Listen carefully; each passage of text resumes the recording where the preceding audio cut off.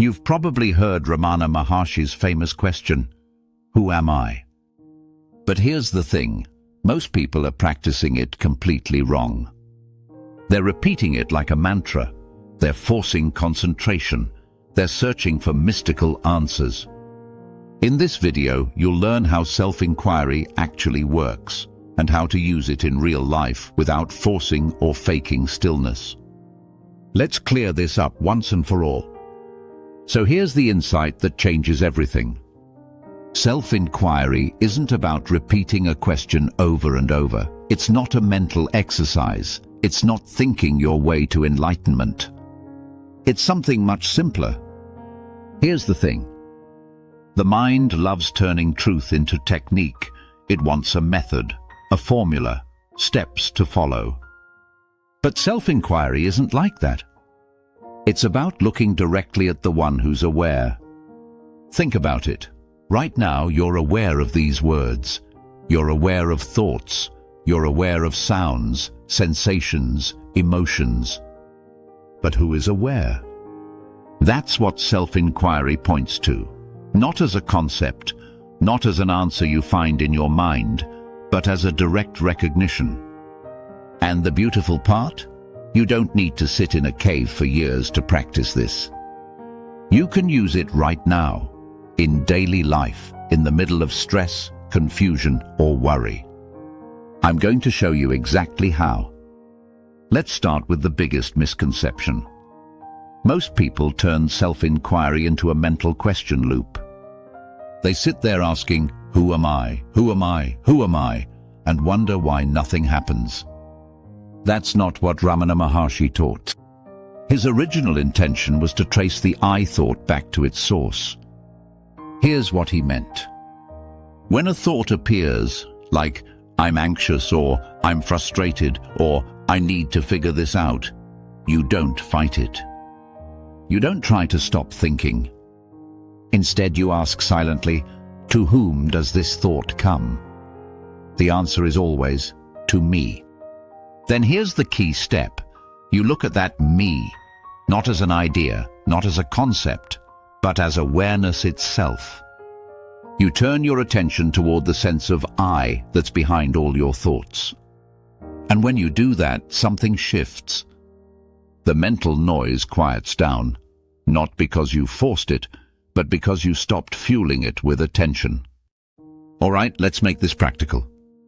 Self-inquiry is a shift in attention, not repetition, not concentration, a shift. Here are the steps.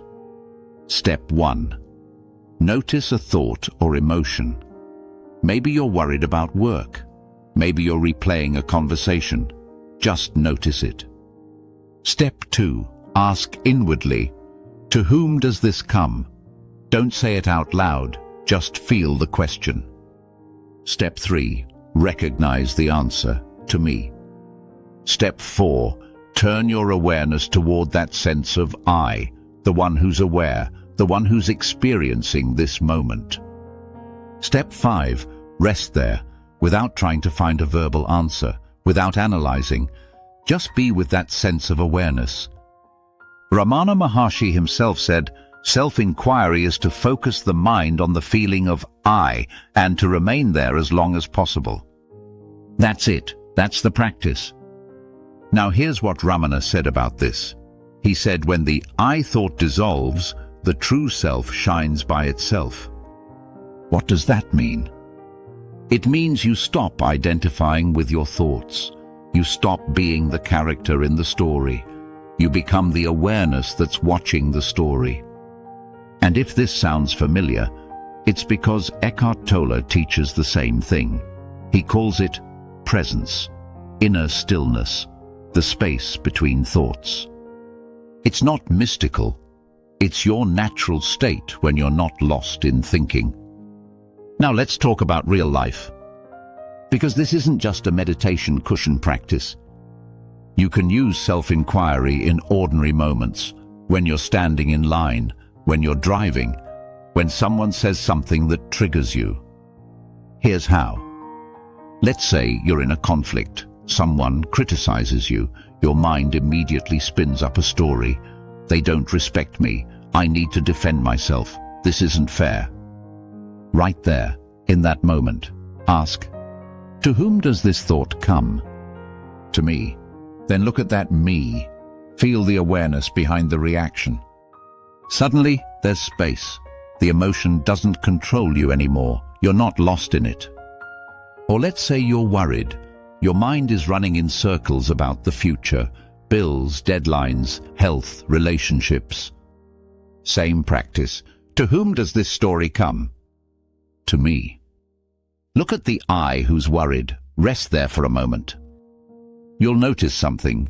The worry doesn't disappear, but it loses its grip. Because you're not identified with it anymore. You're the awareness that notices it. This is what Ramana meant. Self-inquiry isn't about rejecting thoughts. It's about recognizing who is aware of them. And when you do that, a natural calm follows. Not forced, not fake, just present. Let's clear up some common traps people fall into. Mistake number 1. Forcing concentration. Trying to suppress thoughts. Thinking harder will get you nowhere. This is about relaxing into awareness, not clenching your mind. Mistake number 2. Turning inquiry into a mantra. Repeating, "Who am I?" 1,000 times won't work. It's not a magic phrase, it's a pointer. Use it once, then look. Mistake number 3. Searching for mystical experiences. Expecting light shows or cosmic revelations. Self-inquiry is subtle. It's a quiet recognition, not fireworks. Mistake number 4. Treating it like analysis. Thinking about the question. Philosophizing about consciousness. That's still thinking. This is about looking directly, not thinking deeply. So remember, self-inquiry is about recognizing awareness, not finding answers, not achieving states, just seeing what's already here. If you want to go even deeper, explore Ramana's own words. Check out Who Am I and Maharshi's Gospel. These are short, clear, and straight from the source.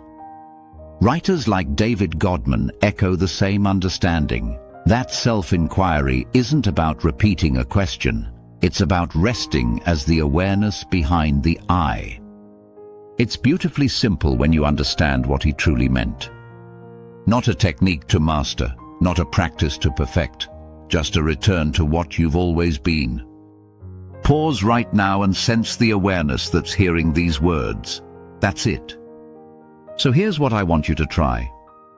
In your daily life this week, the next time you're lost in thought or caught in emotion, pause. Ask, to whom does this come? Then look inward. Feel that awareness. That moment of looking, that's self-inquiry. It's not a technique, it's a return to what you already are. If this resonated with you, check out my next video, Presence versus Mindfulness. What's the real difference? It's the perfect follow-up to this one. Thanks for watching. I'll see you in the next video. dailyselfwisdom.com